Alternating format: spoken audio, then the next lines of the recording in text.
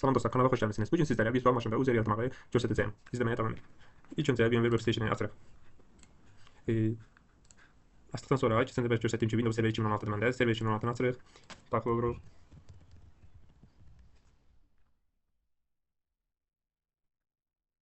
Daxil olduqdan sonra server manager açılır. Açıldıqdan sonra isə gözləyirik özünə gəlsin. Özünə gəldikdən sonra lokal servisə daxil oluruq. Tool-a daxil oluruq. Active Directory user and computer daxil oluruq. Burada userə daxil oluruq. Burada sağ düyməni basıb New daxil oluruq və üzerə vururuq. Burada indiki adını açılacaqsa, virtual maşında məsəl üçün məndə Windows 10 qaldırmışam. Burada user yaradırıq, öz adınızı asa bilərsiniz, nümunə kimi və ya da istənilən bir ad asa bilərsiniz. Məsəl üçün deyirəm.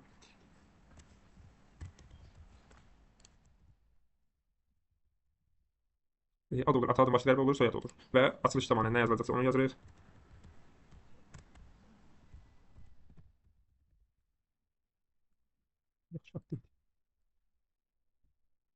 Burada pasport təyin edirik. İstədiyiniz pasport təyin edə bilərsiniz. Burada açılış zamanı parol dəyişə bilməməsi üçün istifadəçi. İkinci və üçüncünü seçirik. Next vururuq, finish edirik. Gördüyünüz kimi artıq Rəsul Ozeri yaradıldı. Bundan əlavə olaraq sizdə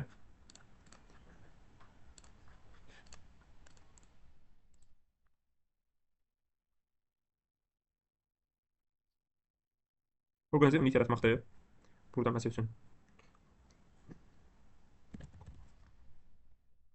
bunu mən quşu götürürəm ki, sonradan o faylı silə bilim. Əgər onu quşu oradan götürməsək faylı silinmir.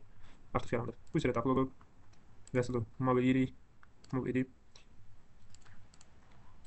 vurduq. Artıq Rəsul Quba üzərinin içinə daxil oldu. Ondan sonra Rəsulun üstündə proposisiyonu vurub özünün üstündə description yazırıq. Məsəl üçün nə iş görürsə həmin istifadəçi atıram.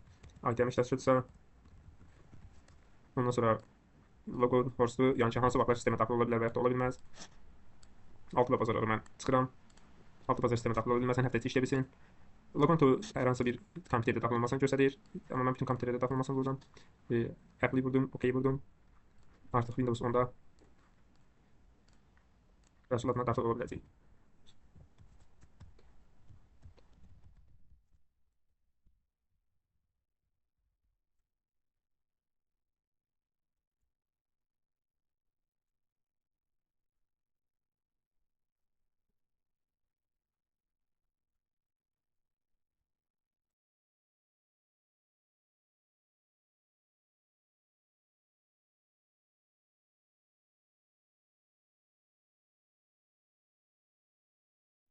Dostlar, kanala abunə olub bəyənməyi unutmayın. Sağ olun, növbəti görüşlərə.